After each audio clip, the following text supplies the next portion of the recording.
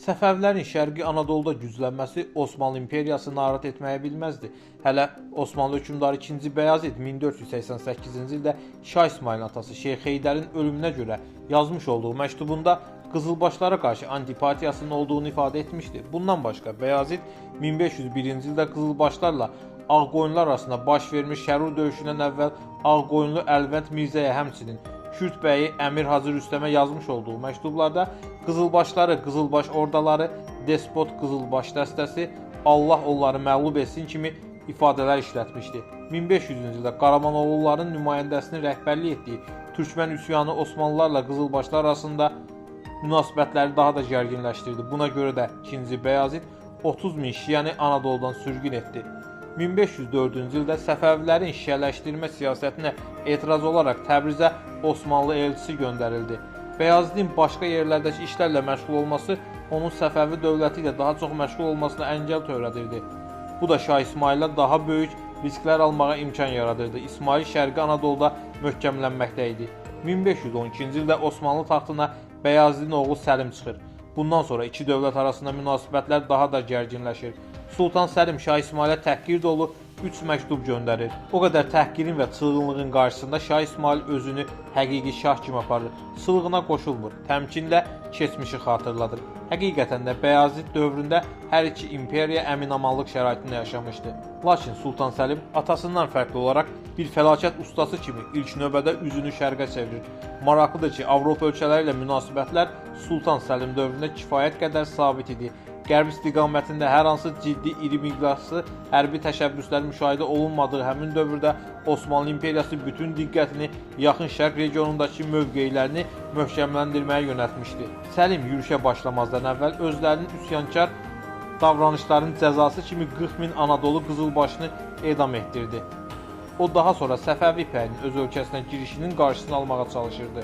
Səlim yoldaykən Şah İsmailə göndərmiş olduğu növbəti məktubda özünü xəlifə iddiasını və şahın dindən çıxmasını bir daha vurğulayır. Şah İsmail artıq işin işdən keçdiyini anlayırdı. Döyüş qaçınılmaz idi.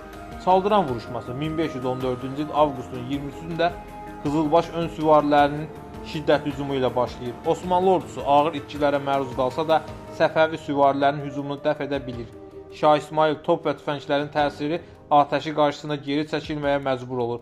Bundan sonra Osmanlı ordusunun sol cinahına hücum etmək qərarına gəlir. Burada Osmanlı ordusuna Turali bəy və Malkoçoğlu rəhbərlik edirdilər. Saldıranda baş verən toqquşmanın ən böyük hadisəsi Şah İsmailin Osmanlı sərkərdəsi Malkoçoğlu ilə qarşılaşması olur və onu dəhşətli şəkildə öldürməsidir. Faktiki olaraq bütün rəsmi mənbələr bu tək döyüşü qeyd edir və deyirlər ki, İsmail Malkoçoğlunu ortadan iki yerə bölmüşdü. Avropa mənbələrində isə bu hadisə başqa cür təsvir edilir. Sultan Səlimin anası ona Şah İsmaillə təkbətək döyüşə çıxmağı məsləhət görür.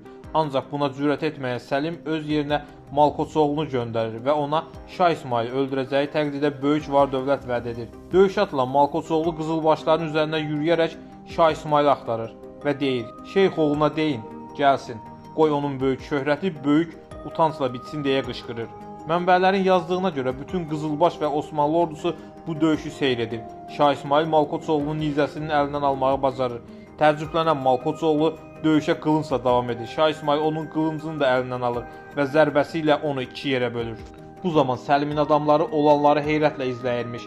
Şah İsmail Malkoçoğlunun ölümündən sonra öz ordusunun sıralarına geri dönür. Osmanlı mənbələrində qeyd olunur ki, Malkoçoğlunun cəsədi Səlimin qarşısına gətirilir. Sultan dəhşətə gəlir və Şah İsmailin gücünə heyran olur. Döyüşlə bağlı maraqlı faktlardan biri də budur ki, Səlim Şah İsmailə elçi göndərərək necə döyüşmək istədiyini soruşur.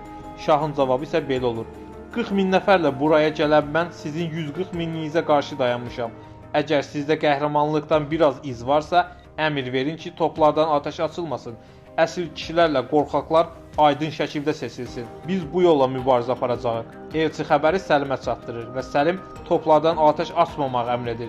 Lakin sonradan özündən sayca az olan qızılbaşlar qarşısında dura bilməyəcəyini, ordusunun qaçmağa başladığını görüb toplardan atəş açmağa əmr verir. Beləcə döyüşün taleyini odlu silah həll edir. Məğlubiyyətin qaçılmaz olduğunu görən Şah İsmail geri çəkilir. Beləcə dövrün iki qüdrətli türk dövlətinin qarşı durması Osmanlıların qalibiyyəti ilə başa çatır.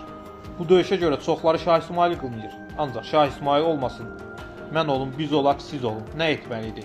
Özünü düşmənə çevirmiş türk qardaş 100 minlik ordu ilə topla tüfənglə üstünə gəlir. Ya məhv olmaq, ya da vətəni qorumaq. Saldıran döyüşünün mahiyyətinin şişirdilməsi Azərbaycanla Türkiyə arasında məqsədyönlü şəkildə soyuqluq yaratmağa xidmət edir.